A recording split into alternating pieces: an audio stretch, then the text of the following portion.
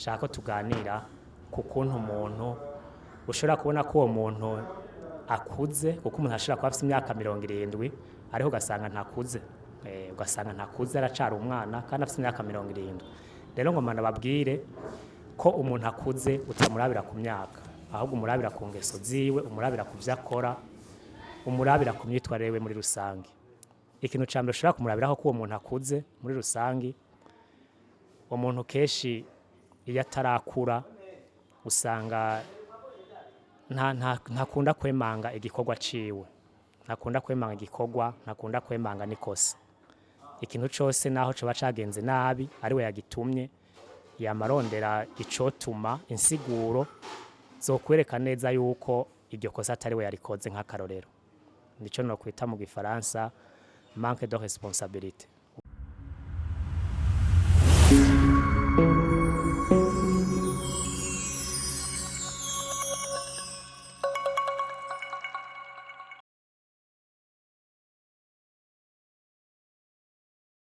Yo Pugwagwan select number 1 yo ni binge bangira pese yombote kwa tawo mujya kuri dese nange bitatu Joel kwa kundi niko tubikora ni Nox TV narababwiye ni 2024 n'ibintu biza ku nguvu zidasanzwe, ibiganiro bimeze bien sana, ushaka gukura mu kintu kimeze bien sana muri rusange. Hangura ndabaramutsa aho muherereye hagiye hatandukanye, impande zose zigiye zitandukanye. Turazi ko Rinox TV mudukurikirana nkuko biri kandi umuryoherwa sana. Sasa rero tukuma no mutomire 2024 twiga mu buzima uko biba bimeze, mbere umwe wese agashobora kwiga ukuntu ashobora kubana n'abandi canke akiga ukuntu ashobora kwigenza muri we. Ni byinshi muza kumenya murana tukuma no mutumire aza kutuyagira byinshi bigiye bitandukanye, ariko nta byinshi novuga, ariko duca dutangura uku tunamwakira tunamuramutsa tumubwira ati umeze neza. Yego meze neza, nanje ndabaramukije cyane. Yeah. Nongera ndamutsa n'abakunzi ba Rinox TV.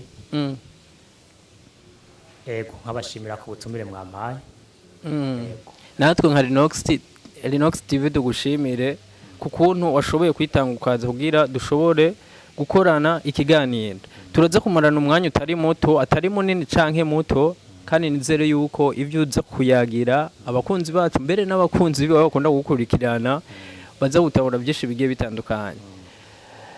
Ni benshi bashaka kuba batazi amazina yawe, abandi bayaza, ariko muri rusangi urashaka kubabwira amazina hama duce tubandanya. Yego amazina yanje nitwa Apollinaire Nikampaye, nkaba sanzwe fise chaîne YouTube yitwa Apo Business. Apo Business niyo chaîne yanje YouTube. Hanyuma nkizera neza yuko umwanya wose tuza kumarana ngaha, iminota yose tumara ngaha, ndazi yuko abakunzi ba Rinox TV, abakunzi banje abari kwadukurikirana bose bivanye naho baherereye ku mpande zose z'isi baraza kuryoherwa, kandi ndazi yuko baza kungukira byinshi cyane. Hariho n'ikindi bavuga yuko twumvise na titre Apo Business, usanga binagenda n'ukuntu tubona umengura tuje sana. Burya niko bimeze, uri umuntu ahoze cyane cyane ku bantu bakuze, ariko abantu ngira nibo bavuga ukomeze, ariko ngira ni muri iyo nzira nyene. Ni kubwo we ntiwiyize ukomeze. Burya abantu kenshi nibo bakunda kumenya neza na neza uko umuntu ameze. Iyo wumvise uko abantu bakuvuga, abantu bakuganira, niyo mutari kumwe cyane cyane muri kumwe bashobora kukubesha, mugiyo bakuganira mutari kumwe ukabimenya, niho ushobora kumenya uko umeze wewe nyene. Amajambo akomeye sana, asante sana, urakoze sana. Apo Business caje gute? Iyo titre kumengira remereye umuntu akora yumviriza, ni yibiki muri rusange kugira bashoboye gutahura bakora dukurikirana, wayiyumviriye gute? Iyo titre yaje gute mu majambo makeya? Mu majambo makeya, titre kugira ntore Apo Business nuko nashatse yuko hajamo ibintu byinshi, harimo business kandi harimo Apo nabaye bwa Breje Apollinaire, Apollinaire Apo Business. Ariko ni chaîne ntacisha ko business gusa, business irimo ukuntu abantu boshobora kwitunganiriza imigambi yabo, ukuntu abantu boshobora kuziganya amahera yabo urumva birajyanye na business ni entrepreneuria ariko kandi harimwo n'ibijyanye n'imibano ko umuntu yo kwitwara impanuro zitandukanye kugira umuntu wenyine yimenye uko ari arabe koko n'ibintu yokurikira kugira ngo ashobore kugira ejo hazoza heza hiwe ejo hazoza heza turamenyereye abantu muri rusange yaba ugwaruka rw'u Burundi canke abantu bakuze reka abantu bose b'abarundi mu majambo makeyi bari ngaha mu gihugu cy'u Burundi reka n'abandi baba bari mu bihugu byo hanze bagiye batandukanye bashaka gukurikirana ibyo muba muriko murigisha abantu muri rusange twumvise ko uratubwira business nk'uko bivuze irimo ibintu byinshi bigiye bitandukanye urashaka kutubwira mu ncamake iyo apo business iyo uri kurigisha abantu ibintu ufatira ko hanini kugira wigisha abo bantu cyane inspiration ihoriza ryari kugira ushobore kubona ati aba bantu birakwiye ko ndabaha ibi bintu bivaye n'ikirere ndimwo canke n'ikirere barimo ukuntu kenshi biza bivanye n'umuntu kwaba yarakuze abona ibintu uko abona ibintu uko abona mu isi canke isi yose haba mu Burundi haba muri Afrika isi yose muri rusange uravye iyo ndavye kenshi imyitwarire yabo iyo ndavye kuko hari igihe umuntu ashobora n'amafaranga menshi washaka akaba akora business kamungukira neza ariko ugasanga imibereho afise yiwe ntimukundira ko ayo mafaranga yoshobora kuyagumana igihe kinini canke nawe afise amafaranga ugasanga n'umuntu mu kibana habaye nta gaciro hafise kuko amafaranga nivyo aratuma tubaho neza ari mu bintu bituma umuntu aryoherwa ariko kenshi si yatuma umuntu kenshi agira iteka habaye agira icubahiro agira ubuntu muri rusange yego umuntu afise amahera ahabaye nta gaciro ashobora guhabwa agaciro aragafita ariko ayo mafaranga si yatuma umuntu hariho kugira amafaranga no kugira ubuntu ariko abantu benshi bazi yuko umuntu afise amahera aba afise byose ufise amahera kenshi ntuba ufise byose washobora kuba ufise amahera ariko ugasanga abantu barakubahira ko ufise ayo mahera kuko ibintu byose washaka bisaba amahera wobikora ariko ugasanga mu bijanye n'imibereho myiza nta mibereho myiza ufise y'aho abantu ugasanga hari ibyo ukora bitajanye n'uko umuntu afise ubuntu nk'umuntu yiyubashe nubwo ufise amahera ugasanga baragucishamo ijisho mu kijanye n'imibereho nubwo ufise ayo mafaranga urumva amafaranga kenshi ntaba ari byose yego watubwiye byinshi bigiye bitandukanye apo business wayiyumviriye umwaka uyuhe kuki kuyiyumvira uko ninde yakubwiye ati iki kintu ndabona uciyumviriye cofasha abantu muri rusange kubera je nararavye ibintu wari kurigisha ndavuga ati umuntu abantu benshi bamukurikiranye hariho n'abawuhinduka mbere bakagira n'imyitwarire myiza kuri we nshaka kutubwire igihe wabitanguriye hama mu nyuma uca utubwira nambara amapoya ngahe sinzi ukuntu nza kubitubwira nibaza uza kumenya uko bigira komsama mu nyuma duce turangiza jewe mu gutangura kuvyiyumvira navyiyumviriye kera nko mu myaka ngira kuva nka 2018 kuduga mugabo ngenda ndavyiga buke buke ngenda ndabiraba nkabona ko nisi dutera tujamwo kenshi ntusanga byoroshe abantu baritayeho kurondera amahera gose baritayeho n'ibindi bintu ariko burya umuntu wenyine kugira ngo yimenye agire ubuntu yiteza imbere mu mibereho yiwe nibyo biza gufasha yuko no kwiteza imbere ku mafaranga bishoboka kuko amafaranga iyo aza gusanga uri umuntu ameze neza afise ivyumviro birashe amaze gukura mu vyiyumviro amafaranga iyo yarose arakugirira n'akamaro cyane rero navyumviriye kera nkabona neza cyane ko mu Burundi ataba hari bakorera muri ivyo bintu novuga mu gifaransa nka motivation canke développement personnel atabantu bahari kenshi bakunda kwigisha ivyo bintu bakunda gufasha abantu muri ubwo buryo cyane ndabona yuko aho hantu nk'umurundi kandi nshaka yuko abarundi na cyane ibandi boza mu nyuma ariko nkashaka yuko abarundi cyane abajene abakiri bato abariko barakura canke n'abakuze ko hari imyitwarire imwe bakwiye guhindura gutyo ugasanga biriko bagendera neza mu yindi minsi tugire ko mu majambo makeyi uti kimwe bibiri bitatu cyangwa gushika uko wiyumvira bako baragutega yompi plito nibaze yuko umwe wese aza gukuramo ikintu mu byo ugira ubabwira.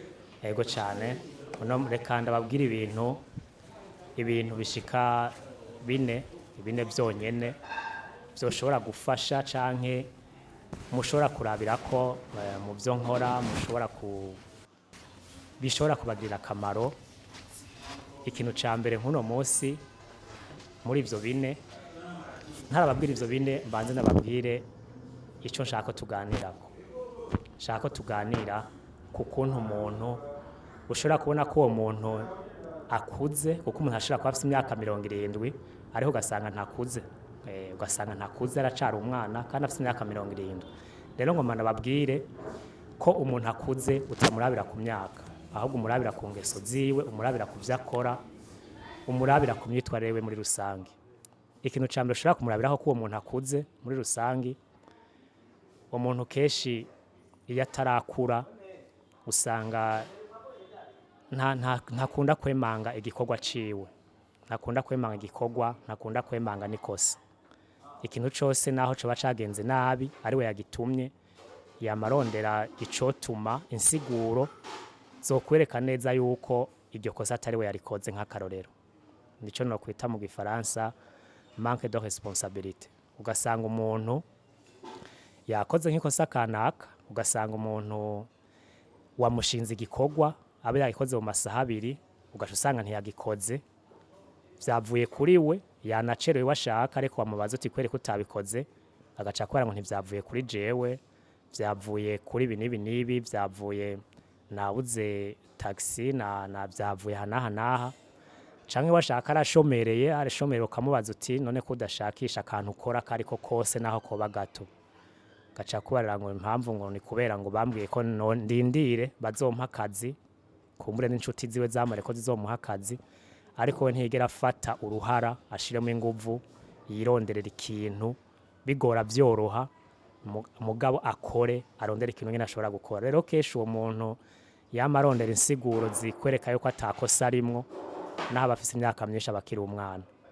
Akandi kantu ka kabiri koshora no kunakoreka ko umuntu atarakura, usanga umuntu yikunda gose, usanga umuntu yikunda naho mufatana urugendo mukavuga muti tuve muri ville tugende imuramza nk'akarorero ako nakaronda bahaye, muhagera mu nzira mugasonza mushonje nta bafise amahera utayafise ntashobora kugura ikintu cyo bafasha, ari cyo mufungura ari cyo munywa, aremera akagira uko kwikunda, nta kure mu mufuka 1000 naho yogura utuyoba twa 500 mutugabure mubandanye, ariko usanga avuga ati reka tubandanye, aremera akaguma ashonje hako yokwemera gasohora amafaranga 1000 mugasangira. Rero umuntu keshi ubona yikunda, umuntu atagomba gusangira n'abandi bantu, vyaba ivyo tubona ari byo gufungura ari byo kunywa ari n'ivyumviro washaka, umuntu umuhanuje iciyumviro akagomba kuguhisha ashaka kubwira ibitari byo, iyo muntu burya abakiri umwana hari byo atabaratahura nubwo bafise imyaka myinshi. Akandi ka gatatu no shobora kubabwira gashobora kwereka ko umuntu naho nyene akiri umwana atarabona neza yagana naho bafise imyaka myinshi, usanga umuntu atagira ukwihangana, nubwo wofata yokora business kanaka, nubwo wo muhumutaha akora ikintu keshi na keshi atangura kwiyumvira ngo mbe no tangura gukora nkaca mpomba naho, atinya kugwa muri risk, atinya kugira esheke mu byo ariko arakora, atinya kunanirwa. Uwo muntu burya abakiri umwana. Ubundi umuntu ariko arakura arafata risk agakora ikintu ari igikorwa coroshe kigora, mugara avuga ati ni uruhara rwanje ko kusohoka hano hantu nkakora kino kintu uko kizogenda kose nzocemanga. Mugabo umuntu yama kwepa ibibazo bije acahunga hakurondera ukuntu yobikemura abakiri umwana nubwo bafite imyaka myinshi, kuko hari usanga afite imyaka mike ariko akora umuntu akora ikintu akakibandanya kigora coroha, muga akavuga ati hano hantu ntashitse sinzohagarara. Rero uwo muntu akwepa ibibazo kenshi abakiri umwana. Icakane arico ca nyuma gishobora kukwereka ko umuntu akiri umwana nubwo bafite imyaka myinshi, afata ingingo hakiri kare ataravye inkurikizi zishobora kuba. Urashobora gusanga mushwanye gatoya agaca avuga ati ntituziga dusubira kuvugana nawe, ntuzosubire no kunyandikira na message na nimero yawe ndayifuse muri telefone canke ndakubrotse, ntuzosubire kundondera. Uwo muntu abakira umwana cyo gasanga ni mu kazi aho akorera, ugasanga nimba chef amubariye ati burya amashaka n'ibintu ko bigenda neza, ukaja wumva avuze ati burya je sinkunda n'umuntu aguma ankoresha ukunoko sindabikunda. Ugasanga nyene akazi nyene entreprise arashavuye aciye amwirukana, ugasanga agiye gushomera.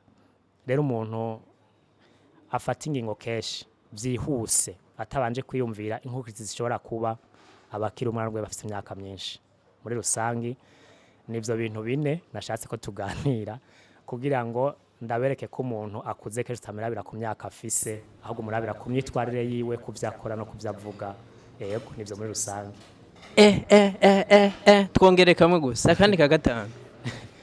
Akandi ka gatanu noshobora gushirako, ushobora kuraba ko umuntu n'ubundi atarakura, usanga uwo muntu niyo muganiriye ikintu usanga murayazi ikintu ni ikintu cibanga, kamubwira uti kino kintu tukiyage turi babiri kizogume ngaha nyene, ariko mutambutse kabiri umuntu wa mbere baza guhura coba yakimubwiye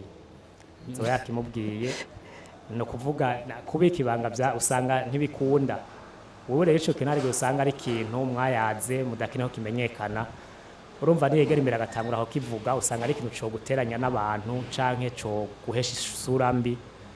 Rero umuntu atazi kugumya ibanga, umuntu atazi kuzigama ikintu mwayaze, amenya ati kiri hagati ya jewe na wewe, abakiri umwana uyu. Niyo rero n'imigenzo n'umugenzo ushobora gukorera ko umuntu atarakura, imyitwarire yiwe atagira atera imbere. Ubundi iyo mwaganira ikintu n'umuntu ca babiri, umuntu amaze gukora aravuga ati iri nibanga ryacu nzorizigama. Bo utubwiye ibintu byinshi bigiye bitandukanye, nibaza yuko bakorara ikiganiro baza gutangara sana, kandi n'ibintu wavutse ni ibintu bikora ku umwe wese biba bigiye bitandukanye. Sasa rero ni benshi ukunda kubwira amajambo nkaye bagiye batandukanye. Sasa commentaire uhorurongo ziba zimeze gute, uhora wiyakira gute ko ufise amajambo arenze cyane? Murandonka ama commentaire atandukanye, hari nabo duhura nkasanga sinarinda bazi, ariko ugasanga barambwiye bati twarabonye chano yawe turamaze kukubona, cyo gasanga nabantu dukunda guhura kenshi bakambwira bati ibyo horo uvuga biratwubaka biradufasha.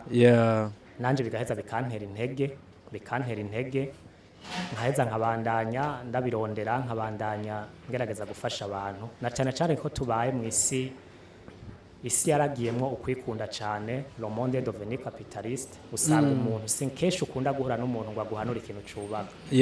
Ni gake usanga duhura ku bitandukanye, keshi umuntu murahura agashaka yuko ico muza gukora kiza kuzana inyungu kuri we, ariko niba kuzohura n'umuntu yagira ibintu aguhanura ikintu cy'ukuri gishobora kubaka umutima, gishobora kubaka ubuzima bwawe, gishobora kuzogirira neza muri kazoza. Nibyo muri rusange. Bo nibaza batakindi norenza ko ndagushimire sana, utubwiye amajambo yubaka, nibaza zofasha benshi. Amakomantere nibaza yuko benshi bazomenya byinshi bigiye bitandukanye, tukubwira tutera intambwe sana kugira abantu muri rusange bagume batahura gutandukanye. Urakoze kubona waduhaye umwanya, merci sana. Je naho twogeza birakwiye kabisa. Ariko akajambo ku bantu bakora dukurikirana mbere n'abandi bagiye batandukanye. Ndabashimiye cyane kuba mwampaye kino kiganiro, kuba mwantumiye tukaba twabanye neza, twagize ibihe byiza mu mwanya twamaranye ngaha. Ntumerera abantu gukurikirana chaîne yanje YouTube Apo Business, ndazi yuko bazohakura byinshi, muzohasanga ibintu byinshi bitandukanye, hariko amavideo atandukanye, ndazi ko zobagirira akamaro. Muri rusange nkaba nabashimiye kwa mwabanye natwe, mwakoze cyane. Natwe tugushimire cyane. Murakoze.